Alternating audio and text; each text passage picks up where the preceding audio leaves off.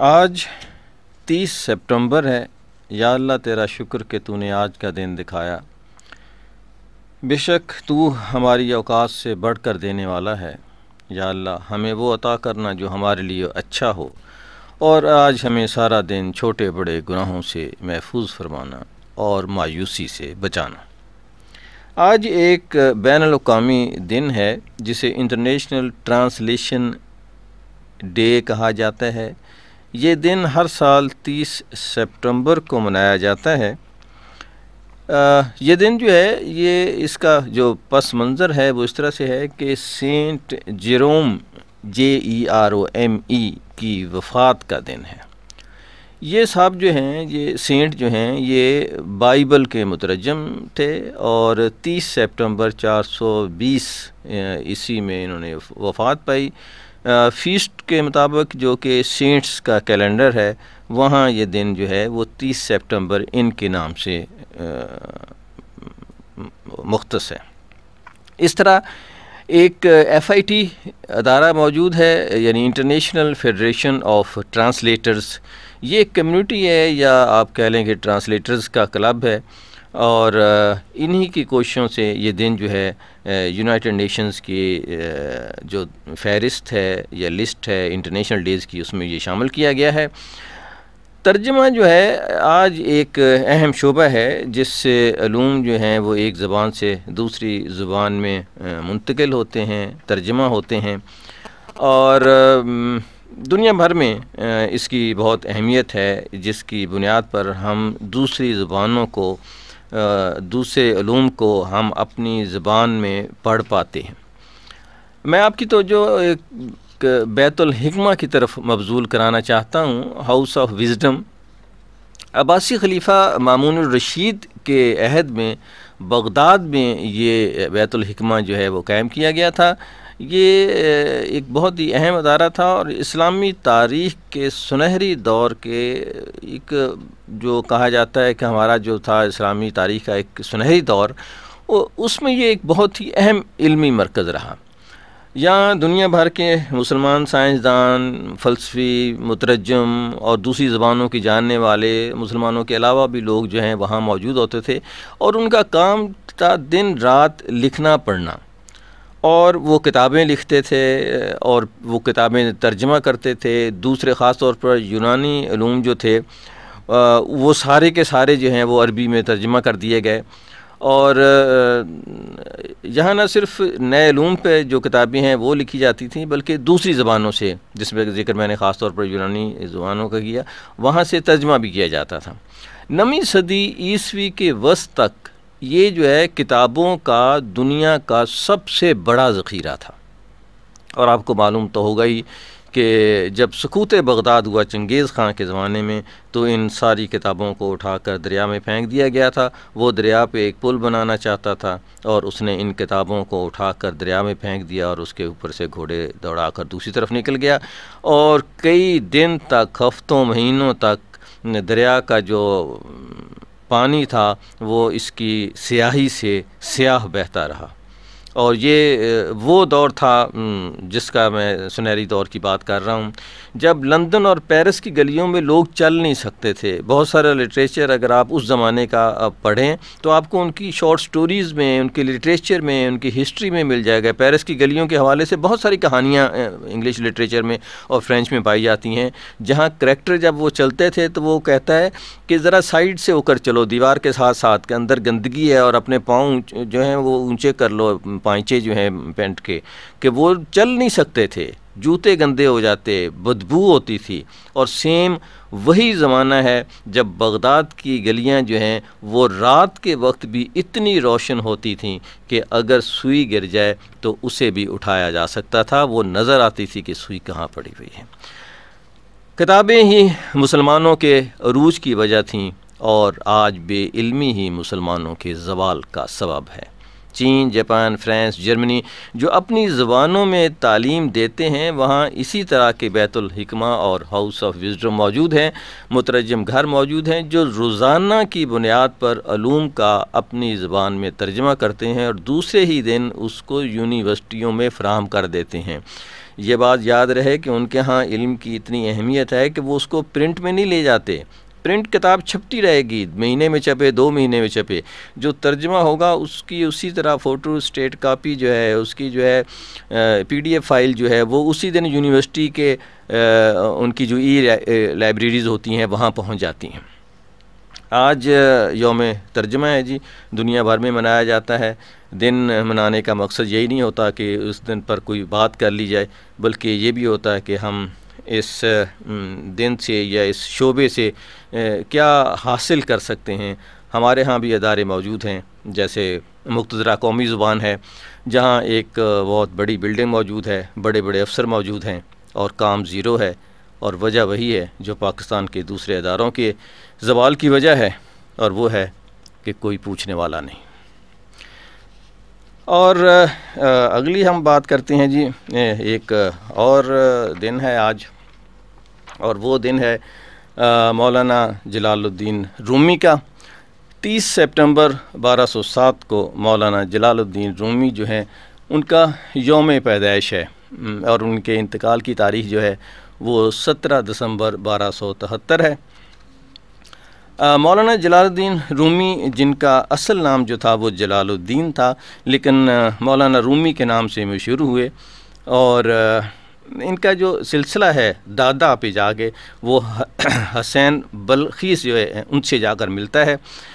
کچھ لوگوں کا خیال ہے کہ حسین بلخی جو ہیں وہ مولانا کے پردادا تھے، لیکن سپہ سالار نے انہیں دادا لکھا ہے، اور یہی روایت جو ہے وہ صحیح معلوم ہوتی ہے، کیونکہ وہ سلجوقی سلطان کے کہنے پر اناطولیہ چلے گئے تھے، جو اس زمانے میں روم کہلاتا تھا.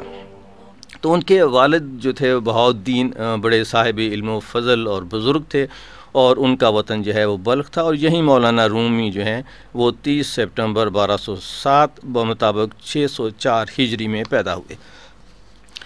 ابتدائی تعلیم کے مراحل جو ہیں وہ شیخ بہاؤالدین نے طے کرا دیے، اور پھر اپنے مرید سید برہان الدین کو جو اپنے زمانے کے فاضل علماء میں شمار کیے جاتے تھے، انہوں نے مولانا کا معلم اور اتالیق جو ہے اس کو بنایا. اکثر علوم مولانا کو انہی سے حاصل ہوئے. اپنے والد کی حیات تک انہی کی خدمت میں رہے. والد کے انتقال کے بعد 639 ہجری میں شام کا قصد کیا. ابتدا میں حلب کے مدرسہ حلاویہ میں رہ کر مولانا کمال الدین سے شرف تلمذ حاصل کیا. مولانا رومی اپنے دور کے اکابر علماء میں شمار کیے جاتے ہیں. فقہ اور مذاہب کے بہت بڑے عالم تھے، لیکن آپ کی شہرت بطور ایک صوفی شاعر کی ہوئی. دیگر علوم میں بھی آپ کو پوری دستگاہ حاصل تھی، اور دوران طالب علمی میں پیچیدہ مسائل جو ہوتے تھے فقہ کے علماء جو ہیں وہ ان کو جاننے کے لیے آپ کی طرف رجوع کرتے تھے. مولانا شمس تبریز کے جو ہے مرید ہوئے، وہ ان کے پیر و مرشد کہلائے، اور مولانا کی شہرت سن کر سلجوقی سلطان نے انہیں اپنے پاس بلوایا. مولانا نے درخواست قبول کی اور کونیا چلے گئے. وہ تقریباً 30 سال تک تعلیم و تربیت میں مشغول رہے. جلال الدین رومی نے 3500 غزلیں اور کوئی 2000 روایات اور رزمیہ نظمیں لکھیں. مولانا کے 2 فرزند تھے، علاؤالدین محمد اور سلطان ولد. ان میں سے علاؤالدین محمد نے جو ہے جن کا نام تاریخ میں اس وجہ سے مشہور ہے کہ انہوں نے آپ کے جو پیر و مرشد تھے شمس تبریز ان کو شہید کیا تھا. اور یہ ایک یوں سمجھ لیں حسد اور رقابت تھی جو ان کے پیروں میں اور مریدوں میں شروع ہو گئی تھی، کیونکہ وہ سب لوگ چاہ رہے تھے کہ مولانا کا رجحان ان کی طرف سب کچھ چھوڑ چھاڑ کر وہ ان کی طرف چلے گئے ہیں، اور انہوں نے کہا کہ ان کو واپس لانے کا شاید یہی طریقہ ہے کہ ان کے مرشد کو قتل کر دیا جائے، اور یہ کام جو ہے ان کے بیٹے نے سر انجام دیا. مولانا کا سلسلہ جو ہے ابھی تک موجود ہے. ابن بطوطہ نے اپنے سفر نامے میں لکھا ہے کہ ان کے فرقے کو جلالیہ کہتے ہیں، چونکہ مولانا کا لقب الدین جلال الدین تھا تو ان کی وجہ سے ان کو جلالیہ کہنے لگا. لیکن آج کل ایشیا کوچک، شام، مصر اور قسطنطنیہ میں اس فرقے کو لوگ مولویہ کہتے ہیں، کیونکہ یہ مولوی کے نام سے بھی مشہور تھے. آپ نے دیکھا ہوگا ٹیلی ویژن میں بھی اور دوسرے جگہوں پہ بھی یہ لوگ جو ہیں وہ نمد کی جو ہے وہ ٹوپی پہنتے ہیں جس میں جوڑ یا درز نہیں ہوتی، اور مشائخ اس ٹوپی پر جو ہے وہ امامہ باندھتے ہیں۔ خرقہ یا کرتے کی بجائے ایک چنٹ دار پجامہ ہوتا ہے، چنٹ دار پجامہ جسے ہم چوڑی دار پجامہ بھی کہتے ہیں۔ تو یہ طریقہ جو ہلکا باندھ کر یہ لوگ جو ہیں بیٹھتے ہیں، پھر ایک شخص کھڑا ہو کر ایک ہاتھ سینے پر ایک ہاتھ پھیلائے ہوئے رقص کرنا شروع کرتا ہے اور رقص میں آگے پیچھے بڑھتا جاتا ہے۔ اچھا، اس میں ایک جگہ میں اور پڑھ رہا تھا جس میں انہوں نے لکھا کہ یہ ان کا جو طریقہ کار ہے وہ یہ ہے کہ یہ جو ان کی ٹوپی ہے یہ اس کو سمجھتے ہیں کہ یہ ایک قبر کی لوح ہے، اور یہ لوگ جو ہیں جب یہ اس طرح ہلکا باندھ کر اٹھتے ہیں تو اس طرح سے اٹھتے ہیں کہ جیسے وہ اپنی قبروں سے اٹھ رہے ہوں، اور اسی وجہ سے انہوں نے وہ جو ہے ایک سر پہ ٹوپی جو ہے وہ قبر کی لوح کی علامت ہوتی ہے، اور اس کے بعد انہوں نے سفید جو ہیں وہ کپڑے اوپر لپیٹے ہوئے ہوتے ہیں، اور تھوڑی دیر کے بعد جب وہ رقص میں شروع کرتے ہیں تو پھر ان کپڑوں کو ایسا ایسا اتار کر پھینک دیتے ہیں، اور نیچے ان کے دوسرے جو ہیں یہ جس کا پجامے کا اور دوسرا ذکر کیا گیا ہے وہ لباس انہوں نے نیچے پہنا ہوا ہوتا ہے، اور اس طرح وہ گول دائرے میں گھومنے لگتے ہیں۔ یہ مولویہ سلسلے کے لوگ آج بھی موجود ہیں، جسے جو رقص کیا جاتا ہے اسے رقص درویش کہا جاتا ہے، اور یہ انہوں نے ایک بنا لیا ہے۔ بہرحال مولانا رومی جو ہیں انہوں نے جو ان کی کتاب ہے مثنوی مولانا روم، جس کے بارے میں کہا یہ جاتا ہے کہ ہست قرآن در زبان پہلوی، کہ یہ پہلوی زبان جو ہے جسے فارسی زبان کہا جاتا ہے، یہ اس زبان میں قرآن پاک ہے، اور جو اقبال تھے وہ ان سے بہت ہی متاثر تھے۔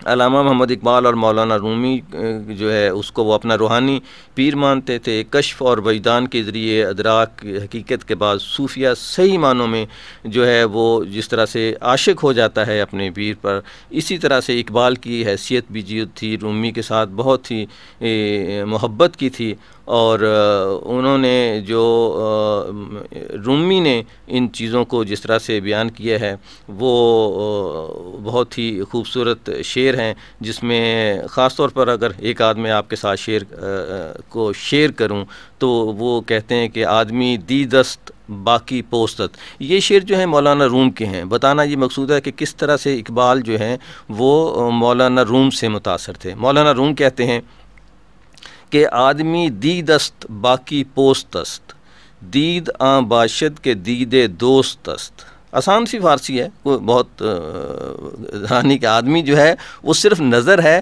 اور باقی پوست است، باقی تو گوشت ہے، کچھ بھی نہیں ہے۔ دید آں باشد کے دید دوست است، نظر تو وہ ہے جس میں دوست نظر آتا ہے، باقی تو اندھیرا ہے۔ اور جملہ تن را در گزار اندر بسر، در نظر رو در نظر رو در نظر۔ اصل آنکھ ہی ہے، نظر ہی ہے، دیکھنا ہی ہے، باقی تو کوئی چیز بھی نہیں۔ اقبال نے بہت ہی سادہ زبان میں ہمیں سمجھا دیا کہ خرد کے پاس خبر کے سوا کچھ اور نہیں، تیرا علاج نظر کے سوا کچھ اور نہیں۔ سیدھی بات بتا دی کہ اصل میں، اور اسی کے حوالے سے جو ہے نا اقبال کہتے ہیں کہ کس طرح سے تبدیلی جو ہے وہ کیسے آتی ہے، اور وہ تبدیلی اس طرح سے آتی ہے کہ مولوی ہرگز نہ شد مولائے روم، تا غلام شمس تبریزی نہ شد، کہ جب تک آپ جو ہیں شمس تبریز کے مرید نہیں ہوئے تھے، اس کے غلام نہیں ہوئے تھے، تو آپ مولوی تھے۔ اور مولوی مولائے روم کیسے بنا؟ تا غلام شمس تبریزی نہ شد۔ آج ایک دن اور بھی تھا جس کا ذکر میں ذرا سا کر دیتا ہوں، اور وہ یہ ہے کہ 30 سپتمبر 1947 کو پاکستان اور یمن جو تھے وہ ان دونوں نے اقوام متحدہ کو جوائن کیا۔